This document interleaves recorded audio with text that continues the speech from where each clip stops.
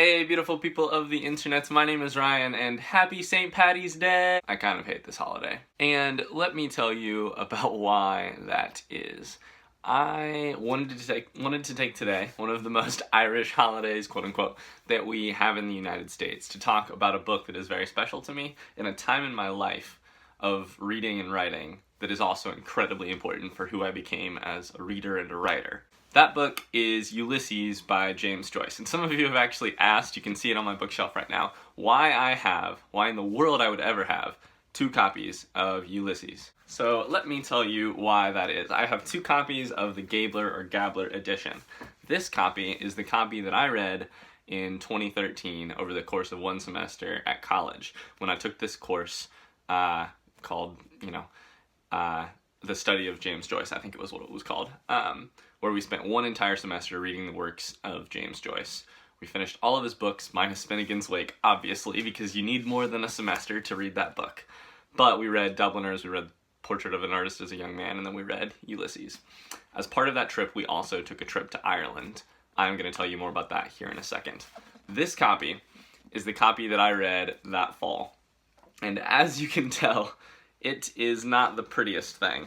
In fact, it is a little bit in pieces. Different parts of this book actually come out. And the reason for that is that I carried this book with me everywhere and read it every single day for a period of 4 to 5 months. Oh man, this book is so special to me. I might even, let's see if I can, I'm being so delicate with this thing. I wrote on every single page of this book. There is probably, dead serious, not a page of this book that I didn't mark on. And I'll talk a little bit more about how I read this book as part of that class here in just a second. The other copy that I have is now the copy I use when I need to actually get back into the pages. That first copy is kind of just like a relic of a time period in my life that means the world to me. I'll talk more about that here in a second. But it's not a readable book anymore. It's now just kind of a relic or a souvenir. This other copy is still in good standing, and I can actually use it to look stuff up and read it and return to the book if I want to. So that is why I have 2 copies of the book. Now, why this book is so important to me and why I want to talk about it today on St. Patty's Day. Like I said, I read this book in 2013 as part of an English course that I took. That course changed the course of my life.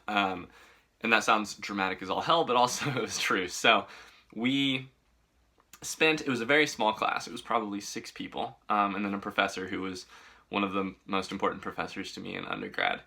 And we spent 1 entire semester reading the works of James Joyce. And part of that was that we took, right before the semester started, a 7 or 8, maybe 9-day trip to Ireland to kind of walk and see and take a look at a lot of the places that were important to James Joyce's works that are obviously so incredibly Irish. Like, they're so Irish, it's not even funny. And so we took a lot of different trips and visited a lot of places that were special to the writing of the books and also take place in the actual books. So, for instance, there's this one chapter of Ulysses where one of the characters walks this specific walk, and it's this very wandering chapter. And we took a tour to actually do that walk while we were in Dublin. We also visited, part of the, like West Ireland, kind of the more rural parts of Ireland, which is a heavy theme in a lot of Joyce's work about this kind of Western and kind of idyllic version of Ireland. And then we drank some of the beer also that is important to these books. So at that point in my life, I was 20 years old. I had just decided, maybe a semester earlier, maybe 2 semesters earlier, to switch my major in college from biology, because I thought I was going to be a physical therapist, to English literature. And I was still kind of torn up on what I was going to do in my life with that.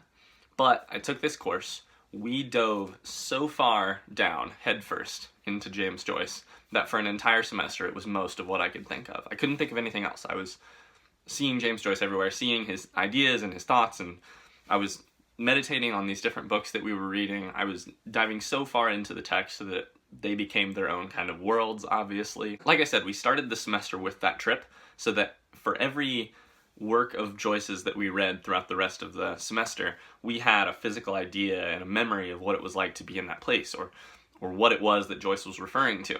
That's obviously massively helpful because Ulysses is one of the hardest books to read of all time. One of the only books that beats that out, of course, is Finnegan's Wake, the book of Joyce's that is nearly nonsensical. It is so very, very tough to read, and I'm not sure that I will ever read it. There are very few books that I will ever say, I'm not going to read that book. Finnegan's Wake is at the top of that list.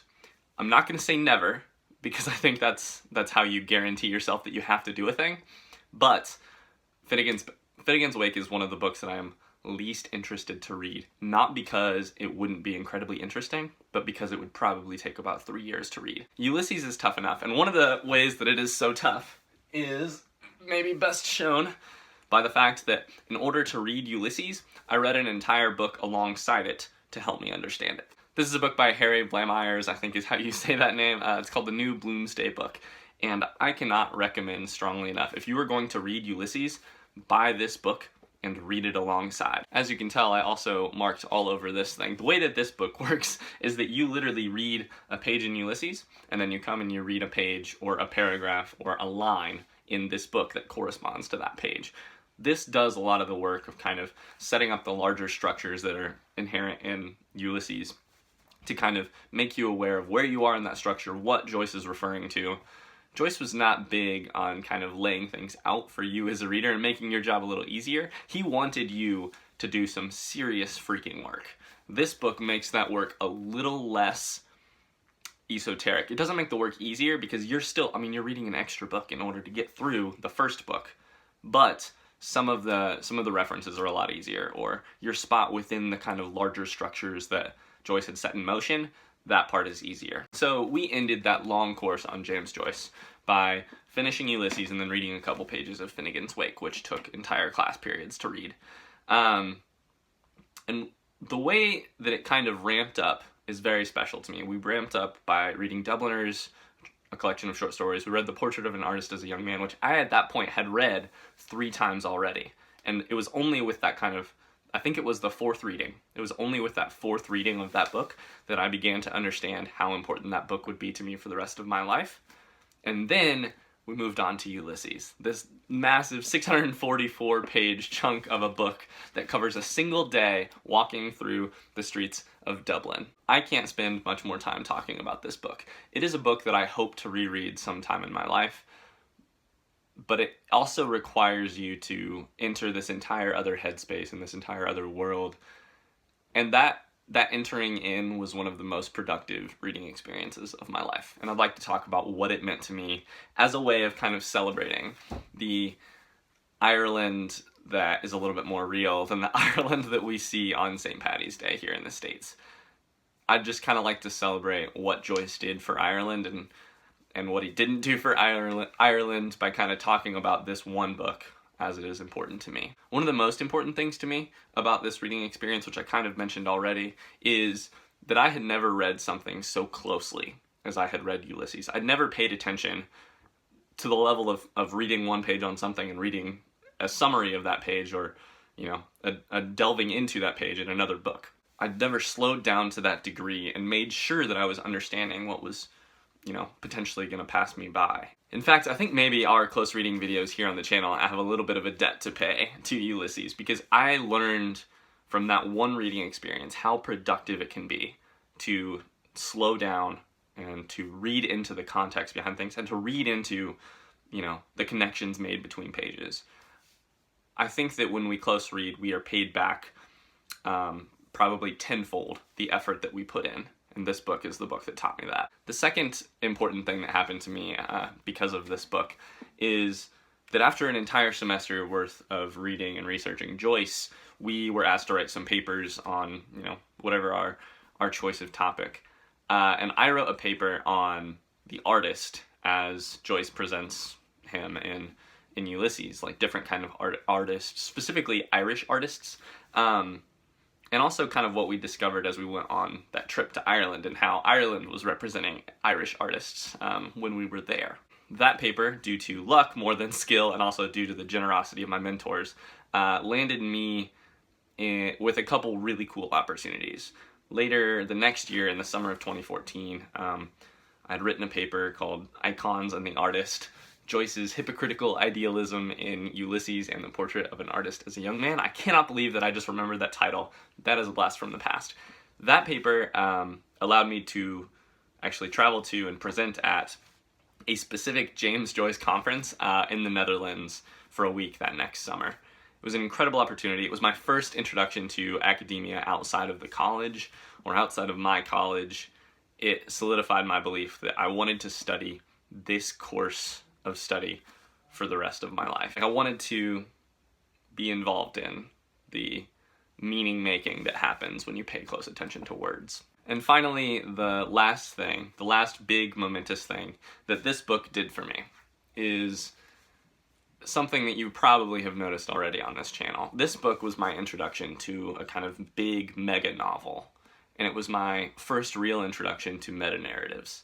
And those two ideas and those two kinds of field of study, or even just kinds of reading or preferences of reading, those have guided my reading and my writing in ways that I'm very curious to see how it plays out over the next 30 years. I think this was one of the most formative experiences for me because it introduced me to those two ideas. This idea that you could write a big, mega, uber complex novel, almost comically complex and comically large, and set in motion these incredible structures and wheels of meaning that would keep turning forever, and that would hopefully pay off in the end for some reader. If some reader really wanted to give themselves to this large and complex work, that it would give back. Obviously, novels like Gravity's Rainbow, Infinite Jest, the only reason I love those novels is because I first loved Ulysses, and I loved the experience of diving into something so incredibly large that I couldn't wrap my head around it. And then one of my favorite parts of Ulysses, the thing that I wrote that paper on, the thing that most of my underlining in this book happened on, was the meta-narratives, the ways that Joyce put himself or his life or his family into Ulysses. And in fact, the way that he addresses himself through another person's word in this novel, I just kept tracking that, and it happened so organically in this book that I realized what I was very, very interested in is how Joyce had brought his real life into this fake world that he'd made up, this fictional world, and then how he brought the reader's attention to it, and what that told us about our real world. If that doesn't obviously strike you as a major focus of this channel, then I think I've been doing this channel wrong for a long time. Meta stuff has always... That's not true. Meta stuff has fascinated me, not always, but since I first read Ulysses. And that is why I own 2 copies. And that is why this video could be about 4 hours long, and I could talk about this novel for forever. But I'm gonna have to leave it there. Of course, I am super interested to know. This novel means something to me that no other novel has ever meant. Have you ever read it? Have you any interest in reading it? If you don't have interest in reading it, tell me why. Because I've heard most of the reasons, but I'd be super curious to hear yours. And I also am probably not going to disagree with you. I don't think it's a novel for everyone. But I'd be very interested to hear why you haven't read it. And then, because St. Paddy's Day, I think, should be a day for actually celebrating kind of Irish history and Irish culture, how many of you have read James Joyce? I could talk about most of James Joyce other than Finnegan's Wake with way too much detail, but I would love to hear from you all. Have you read The Dead? The Dead is still one of my favorite short stories of all time. I'll probably do a short story Saturday on it someday. Have you read Portrait? Anyways, thanks for tuning in, and happy St. Paddy's Day. I hope that you end up drunk somewhere under the stars with a bunch of friends of yours talking about literature. Thank you for checking out this video, and I will be back pretty soon. Oh, one quick thing. I think that I'm going to start doing a thing where in this vague area, I put some of the books that I'm working on in terms of making videos about or reading or things like that. So if you want, hint, hint.